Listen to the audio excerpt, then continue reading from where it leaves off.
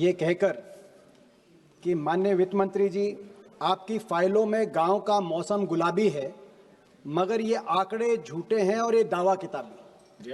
मैं इसीलिए कह रहा हूं कि अभी आप देख रहे हैं सरकार बड़े जोर शोर से कह रही है कि पिछले क्वार्टर में इतनी ग्रोथ हुई इत्यादि, लेकिन वो जो ग्रोथ का आंकड़ा दिया गया है, जो विकास दर दी गई है, वो कितनी उस विश्वसनीय है कि नहीं विश्वसनीय, सबसे पहले तो इसी पे प्रश्न उठ रहे हैं। और ये केवल हमारे देश में नहीं, पूरे विश्व में उठ रहे।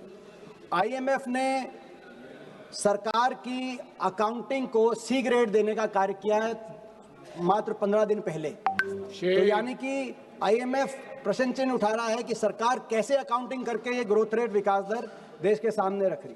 आईएमएफ ही नहीं, बहुत से देश के अर्थशास्त्रियों ने कई बार ये पॉइंट आउट किया जब से नई सीरीज आई है कि ये जो सीरीज है ये NSO, national statistics organisation, income growth के ऊपर आधार करके ग्रोथ रेट और विकास दर देश के सामने रखती है, जबकि होना चाहिए एक्सपेंडिचर ग्रोथ। अगर यूएस कन्वेंशन देखें, अमेरिकी इकोनॉमी और बाकी कई अर्थव्यवस्थाओं में एक्सपेंडिचर ग्रोथ के हिसाब से होता है। अगर इस क्वार्टर भी एक्सपेंडिचर ग्रोथ के हिसाब से हम अपनी इकोनॉमी का ग्रोथ रेट देखें तो 6.1% होना चाहिए, लेकिन आपने बहरहाल दूसरी तरीके से इसको कैलकुलेट किया। और हम आपकी भी माने, आपके दिए हुए आंकड़े माने, नई सीरीज के भी आंकड़े माने, तो भी प्रश्न चिन्ह लगता है इस विकास दर पर कि एक तरफ यूपीए के 10 वर्ष में औसतन विकास दर 8.1% हमारी अर्थव्यवस्था की थी। आपके दिए गए आंकड़ों के अनुसार भी आपके इन 11 वर्षों में वो औसत दर घटकर 5.75% तक पहुंची है। तो क्या ये इतनी क्या हर्ष और उल्लास की बात है कि नहीं है? रिकॉर्ड सरकार कह रही है, रिकॉर्ड हमारा विकास दर हुआ। रिकॉर्ड ये विकास दर का नहीं हुआ है, रिकॉर्ड कुछ और बने हैं और 78 साल के रिकॉर्ड लुढ़के हैं। मैं 78 साल यानी कि 8 दशक, मैं 8 रिकॉर्ड बताना चाहता हूं जो आपकी अर्थव्यवस्था की मौजूदा रिपोर्ट कार्ड आपके सामने पेश करेंगे। 78 वर्ष में अगर हमारी मुद्रा करेंसी अगर सबसे निम्नतम स्तर पे पहुंची है तो वित्त मंत्री जी आपके इस कार्यकाल में आज सबसे निम्न स्तर पे पहुंची है। मैं देख रहा था आपका बयान आया कि रुपया इतना नहीं गिरा जितना डॉलर मजबूत हुआ है। हम हरियाणा से आते हैं, कुश्ती खेलते हैं, तो वही बात होगी कि 2 पहलवान आपस में लड़े और जो हारा उसके पिता ये कह रहा है कि मेरा बेटा नहीं हारा, वो दूसरा ज्यादा मजबूत था इसलिए हारा। डॉलर मजबूत हुआ है, लेकिन मैं ये भी आपको बताऊं, एशिया की बाकी करेंसीज की तुलना में, बाकी सभी करेंसीज की आप तुलना करिए, इंडोनेशिया रुपया, फिलीपींस का पीसो, पूरे एशिया की आप बाकी करेंसीज की तुलना में वर्स्ट परफॉर्मिंग करेंसी आज रुपया आपके समय साबित हुआ है। पहला रिकॉर्ड आपका बना है। दूसरा रिकॉर्ड आपका बना है, बधाई आपको दूसरे रिकॉर्ड की, करंट अकाउंट डेफिसिट, यानी कि व्यापार का घाटा, कितना निर्यात और कितना आयात है उसमें अगर करंट अकाउंट डेफिसिट 78 साल का सबसे ज्यादा एक महीने का रिकॉर्ड किया गया है तो इस साल के अक्टूबर में 41.7 बिलियन डॉलर्स। ये रिकॉर्ड 78 साल का आपने दूसरा बनाने का कार्य किया। और यही नहीं, ये जो आज 1.3% जीडीपी का करंट अकाउंट डेफिसिट है, अनुमानित अगले वर्ष ये बढ़कर 1.7% जीडीपी का होने जा रहा है। तीसरा रिकॉर्ड आपने 78 साल का बनाया है इनइक्वालिटी में, गरीब और अमीर के बीच में अंतर में। कल ही एक प्रकाशित रिपोर्ट के अनुसार इस देश के 1% सबसे अमीर नागरिकों के हाथ में देश की 40% संपत्ति आई है और 65% देश की आय। 1% जो सबसे अमीर भारतीय हैं। ये गरीब और अमीर में असमानता का 78 साल का ही नहीं, 100 साल का रिकॉर्ड, 1922 से आंकड़े अर्थशास्त्री इन आंकड़ों को ध्यान देते हैं। 100 साल का गरीब और अमीर का अंतर आपने नया रिकॉर्ड बनाने का काम किया। एक और रिकॉर्ड जो पंकज चौधरी जी आपके एमओएस यहाँ पे उपस्थित हैं, उन द्वारा राज्यसभा में एक उत्तर दिया गया है, उनको बधाई भी देते हैं। उनका अच्छा आपकी पार्टी में पदोन्नति होने जा रही है। राज्यसभा में आपने उत्तर दिया कि पिछले 10 साल में 16 लाख करोड़ राइट ऑफ हो गया। और ये किसका राइट ऑफ हुआ? ये इसमें कॉर्पोरेट का राइट ऑफ हुआ, किसान का, सब जानते हैं। यूपीए के समय हमने 78,000 करोड़ किसान का एक साथ कर्ज माफी किया था। आपके समय 16 लाख करोड़ पिछले 10 साल में, ये भी 78 साल का एक और रिकॉर्ड, चौथा रिकॉर्ड जिसको मैं कहूंगा, पांचवा रिकॉर्ड, हमारी देश की अर्थव्यवस्था में इतनी मोनोपोलीज और इतनी डियोपोलीज प्राइवेट सेक्टर के को कभी नहीं मिली जितनी आपकी सरकार में। आज हम क्या देख रहे हैं, हवाई चप्पल से हवाई जहाज तक बैठने का आपने सपना दिखाया, लेकिन हमारे समय एविएशन सेक्टर के अंदर कंपटीशन था। Jet, Kingfisher, spice jet, air Asia, Vistara, Go Air. अब क्या है, 65% मार्केट शेयर अकेला इंडिगो को और 26% एयर इंडिया को, दोनों मिला के 91% मार्केट शेयर। दोनों वो आपस में बात करके अगर रेट तय कर दें, हमारे देश के हवाई यात्री के पास कहीं पेटिशन का मौका नहीं। इसी को कहते हैं ड्यूओपोली और मोनोपोली। और केवल एक सेक्टर तक सीमित नहीं है, टेलीकॉम सेक्टर में जहां हमारे समय डोकोमा, यूनिनोर, एयरसेल, वोडाफोन, आइडिया, जियो, एयरटेल, अब सब समाप्त, केवल दो रह गई। जियो और एयरटेल दोनों मिलाकर अगर हम मार्केट शेयर देखें, 80% टेलीकॉम का मार्केट शेयर केवल जियो और एयरटेल के पास। आपस में वो तय कर लें तो कंज्यूमर के पास कहीं जाने का कोई रास्ता नहीं। इसी तरीके से मैं एक आपको उदाहरण देना चाहता हूं, वित्त मंत्री जी, बड़े बड़ी जो हम देखते कैपिटलिस्ट इकोनॉमीज है, अमेरिका का उदाहरण, अमेरिका में हर सेक्टर में ड्यूओपोली और मोनोपोली को रोकने के लिए कानून है, कंज्यूमर के हक में कानून है कि 30% से ज्यादा किसी सेक्टर में किसी एक कंपनी का मार्केट शेयर नहीं हो सकता। एयरलाइन में भी वहां 30% मैक्सिमम शेयर, उससे ज्यादा होता है तो उसको रोकते हैं। टेलीकॉम में भी, सारे सेक्टर में। हमारे यहाँ कुछ नहीं। कितने ऐसे सेक्टर हैं जहां 30% से ज्यादा एक ही कंपनी का, कार्गो में 30% से ज्यादा अदानी का, कंटेनर में 50% से ज्यादा अदानी का, एयरपोर्ट में 30% से ज्यादा अदानी का। और जो मैंने आपको सिविल एविएशन और टेलीकॉम तो बता ही दिया। और साथ में मीडिया में तो दोनों, मैं समझता हूँ रिलायंस का और अदानी का कितना सारी मीडिया उनके पास है। तो ये मैं समझता हूँ मोनोपोलीज और डुओपोलीज, ये भी रिकॉर्ड बना है। कभी देश के 78 साल में ऐसे कंपनियों के हाथ में देश के अलग अलग सेक्टर नहीं गए। छठा रिकॉर्ड, अनएम्प्लॉयमेंट पैटर्न जब से पिछले कई दशकों से एक दिशा में जा रहा था, एक संदर्भ में। क्या संदर्भ में? लोग मैन्युफैक्चरिंग सेक्टर में जा रहे थे और कृषि क्षेत्र से आ रहे थे। एग्रीकल्चर सेक्टर में हमारी जो वर्कफोर्स है उसकी संख्या घट रही थी और मैन्युफैक्चरिंग में बढ़ रही थी। लेकिन आपके सरकार में पिछले 3 वर्ष में ये ट्रेंड चेंज हो गया। अगर पिछले 3 वर्ष में देखें तो मैन्युफैक्चरिंग सेक्टर में, जहां 2014 में यूपीए के टाइम में 12.8% लोग मैन्युफैक्चरिंग सेक्टर में काम करते थे, आज वो घटकर 11.5% ही मैन्युफैक्चरिंग सेक्टर में रह गए। और कृषि क्षेत्र के अंदर जो उस समय कृषि क्षेत्र में 42% 2014 में, आज वो बढ़कर 46% आ गए। यानी कि ये ट्रेंड बदल गया और लोग मैन्युफैक्चरिंग और सर्विस सेक्टर से वापस कृषि क्षेत्र के अंदर जो जा रहे हैं, ये मैं समझता हूं बहुत चिंताजनक हमारे देश के लिए ये एक ट्रेंड है, जिसको जो मैन्युफैक्चरिंग सेक्टर को बढ़ाने देने की आप ये बात करते हैं। इसके बाद हमारा एम्प्लॉयमेंट सातवां रिकॉर्ड, 6 रिकॉर्ड मैंने बताए, 78 साल के जो रिकॉर्ड बनाए आपने। 7वां रिकॉर्ड, डेट। आज तक कभी देश की सरकार और सारे जितने हमारे प्रदेश की सरकारें हैं, सब पे मिलाकर इतना कर्जा नहीं चढ़ा। एक कहावत होती है गांव देहात में कि कर्ज लो और घी पियो, बाद की चिंता किसको करनी, जब ऊपर पहुंच जाएंगे। जो कर्ज लेके घी पीते हैं उनका क्या हाल होता है सब पता है, सारी अर्थव्यवस्थाओं का। आपके समय इतना डेट हो गया। आज मौजूदा स्थिति यह है कि स्टेट्स और सेंटर को मिलाकर टोटल डेट हमारे देश में 82% जीडीपी का डेट है। और ये जितनी भी समकक्षीय हमारी अर्थव्यवस्थाएं हैं, जिसमें डेवलपिंग नेशंस आप कहिए या पर कैपिटा इनकम के हिसाब से जो समकक्षीय हैं, Philippines, Vietnam, Indonesia, Bangladesh, Sri Lanka, Pakistan, जितनी भी साउथ अफ्रीका, ब्राजील, अर्जेंटीना, किसी में भी 30-40% से डेट ज्यादा नहीं है। डेवलप्ड इकोनॉमीज में इतना डेट होता है, अगर अमेरिका में, जापान की आप बात करें, क्योंकि वो एक स्तर तक पहुंच जाती है इकोनॉमी। मगर हमारी देश की अर्थव्यवस्था और ये डेट जो है, ये डेट अब रिसेंटली आप डेट किस बात के लिए ले रहे हैं? चुनाव जीतने के लिए डेट ले रहे हैं। बिहार में मतलब आप कर्जा ले रहे हैं और चुनाव जीतने के लिए कर्जा ले रहे हैं। बिहार में आपने क्या किया? मैं हरियाणा का बताना चाहता हूं। हरियाणा के अंदर चुनाव से 2024 से 1 साल पहले हरियाणा के अंदर कुल मिलाकर 6 लाख बीपीएल कार्ड थे। चुनाव के लिए आपने बीपीएल कार्ड की संख्या बढ़ाकर 52 लाख कर दी और हरियाणा के 2,53,00,000 मतदाताओं में से 2 करोड़ बीपीएल बन गए। मतलब हरियाणा की आबादी 75% चुनाव के समय, विधानसभा चुनाव के समय आपने 75% below the poverty line declare कर दी।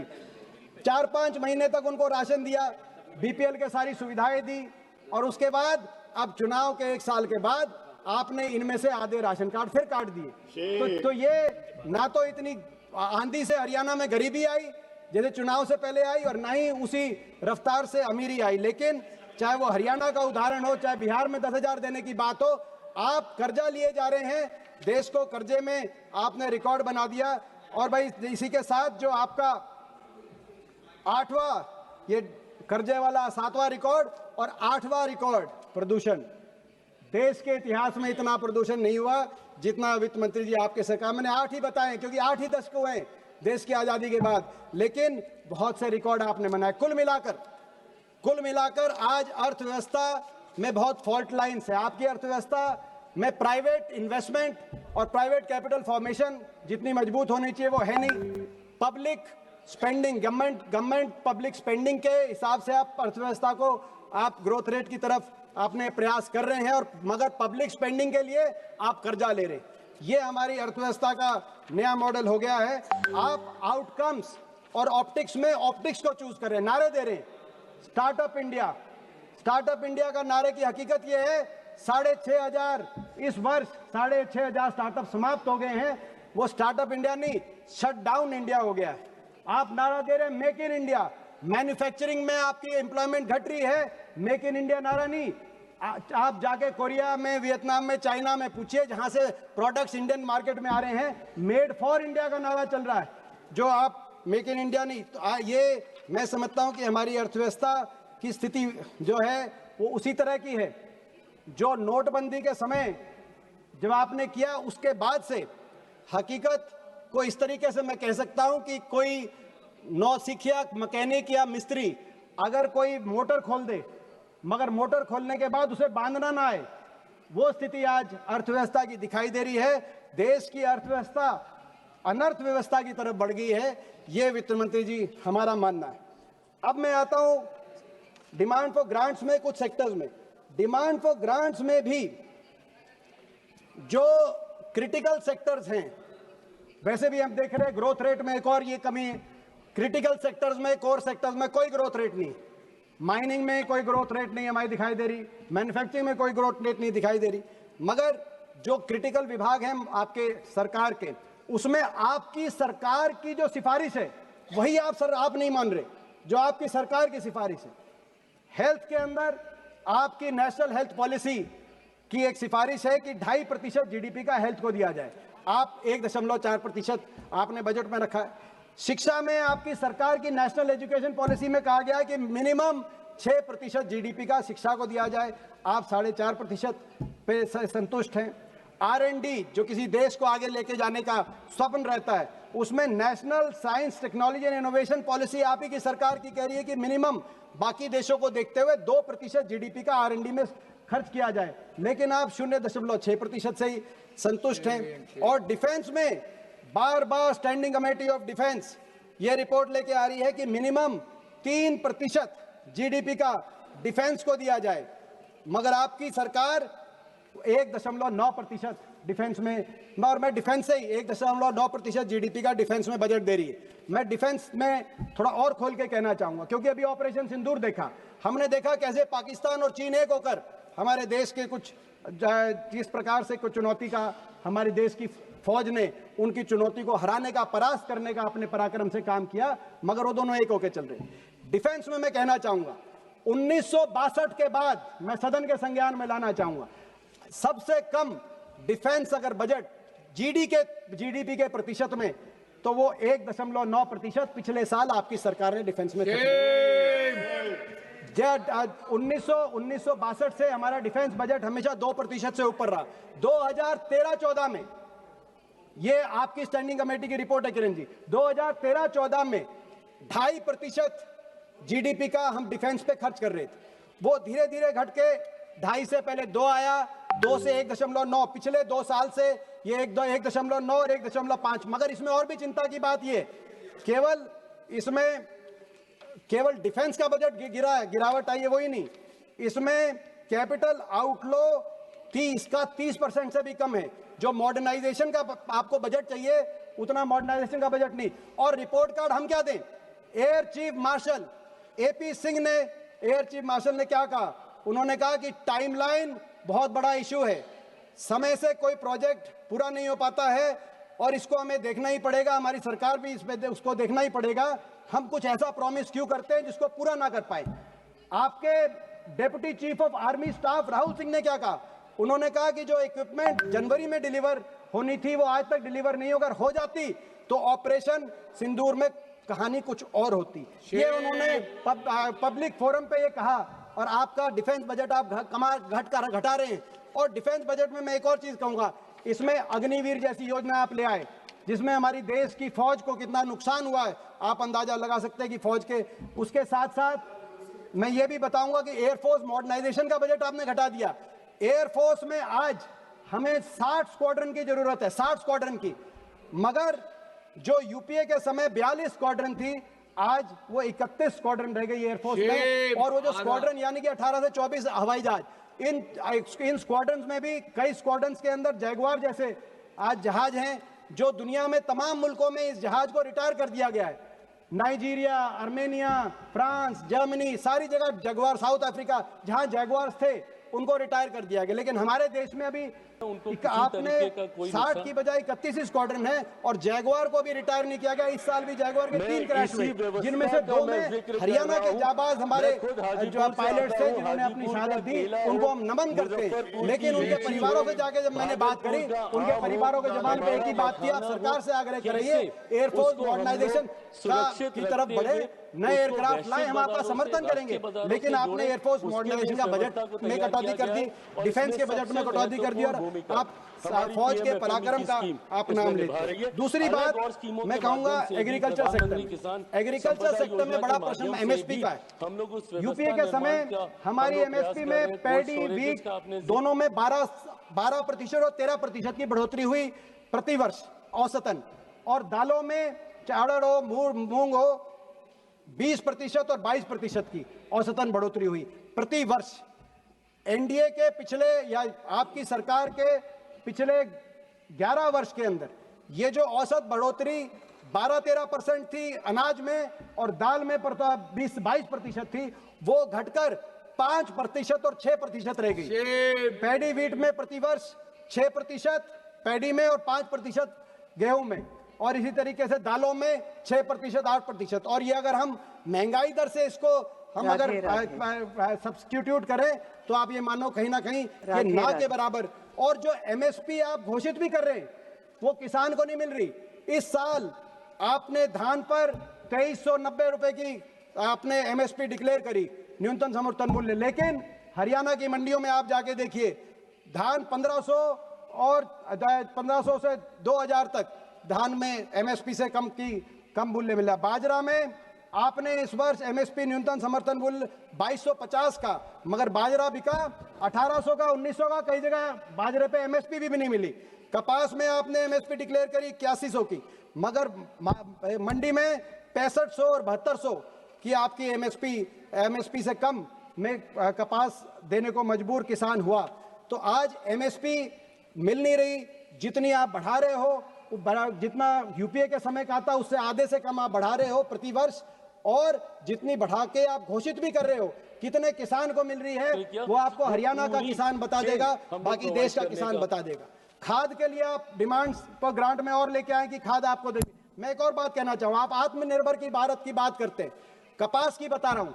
कपास में इस वर्ष आपने 11% की इंपोर्ट ड्यूटी खत्म कर दी। कपास में विदेश से कपास आ रहा है और हमारे देश के कपास का जो पैदावार करता है किसान, उनको न्यूनतम समर्थन मूल्य भी नहीं मिल रहा। ये आत्मनिर्भर भारत का आप मॉडल देश के सामने रख रहे हैं। इसी तरीके से खाद की बात है, लगातार पूरे देश में हम देख रहे हैं, हरियाणा में देख रहे हैं, खाद थानों में बिक रही है। हरियाणा में तो जो लाइन लग के उसमें कभी लाठीचार्ज होता है और अपने किसान को अपने हाथ पे एक मोहर लगवाती है सरकार कि भाई ये लाइन में लगा हुआ है। तो ये क्या जो है, मैं समझता हूं कि कृषि क्षेत्र में दूसरी बात आती है मजदूर की, किसान और मजदूर। हमारे साथी ने एक प्रश्न पूछा था लोकसभा में, उसका कल जो है इस हफ्ते उसका उत्तर मिला। उस प्रश्न के अनुसार मनरेगा की क्या स्थिति है, मैंने किसान की बात करी, मैं मजदूर की भी बताऊंगा आपको। मनरेगा की स्थिति आप अंदाजा लगाएं, हरियाणा में 8 लाख मजदूरों ने रजिस्टर करा रखा है मनरेगा के लिए, मगर पिछले वर्ष मात्र 2100 मजदूरों को 100 दिन की पूरी मनरेगा को पे लिया गया है। तो आप अंदाजा लगाएं ये स्थिति।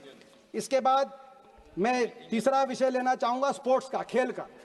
खेल में बड़े विडंबना है, किरण रिजिजू जी हमारे मंत्री, खेल के मंत्री भी रहे, वो भी सुने, बड़ी विडंबना है। जो खेलो इंडिया का बजट 3,500 करोड़ का बजट आपने लिया, उस बजट में कुल मिलाकर हरियाणा के बाटे 80 करोड़ आया, जो देश में सबसे कम। सबसे ज्यादा आया गुजरात के बाटे 600 करोड़ खेलो इंडिया का। और जो प्रदेश देश में सबसे ज्यादा मेडल लेके आता है, 50% ओलंपिक, एशियाई, कॉमनवेल्थ के खेल हरियाणा खिलाड़ी लेके आते हैं। खेलो इंडिया में सबसे कम बजट उनका और सबसे ज्यादा बजट आप ले रहे हैं गुजरात का। और कॉमनवेल्थ खेल कहाँ हो रहे हैं? गुजरात में। लाखों करोड़ वहां खर्चे जाएंगे अहमदाबाद में। और अब तो गृह मंत्री जी कह रहे हैं कि ओलंपिक खेल भी वहां कराएंगे। मेरी मांग है सरकार से कि इसमें हरियाणा को कोहोस्ट के रूप में लिया जाए। भूपेंद्र यादव जी यहाँ मौजूद हैं, उनसे भी मैं कहना चाहता हूँ, धर्मेंद्र जी भी प्रभारी रहे हरियाणा के, उनको भी पता हरियाणा के बारे में। हरियाणा को कोहोस्ट कम से कम आप नहीं तो होस्ट कराना चाहिए था, ताकि ये लाखों करोड़ में से कुछ हरियाणा के खेल इंफ्रास्ट्रक्चर पे भी खर्च हो। आपने देखा हमारे खिलाड़ी कैसे बास्केटबॉल कोर्ट्स के अंदर, हमारे खिलाड़ियों की जान तक जा रही है, इतना दुर्दशा है खेल ढांचे की। ताकि आने वाले समय में इतना आप निवेश करेंगे खेल ढांचे में हरियाणा में, आज 50% जो आज देश के मेडल लेके आता है प्रदेश, आने वाले समय में देश का और गौरव बढ़ाने का हरियाणा के खिलाड़ी करेंगे। क्या कहेंगे, ऐसी मेरी मांग है। बहुत सी बातें अन्य भी रखनी थी, मगर मैं अपनी बात को रैप अप करते हुए मैं ये कहना चाहूंगा कि मुझे याद है 2014 में जब यूपीए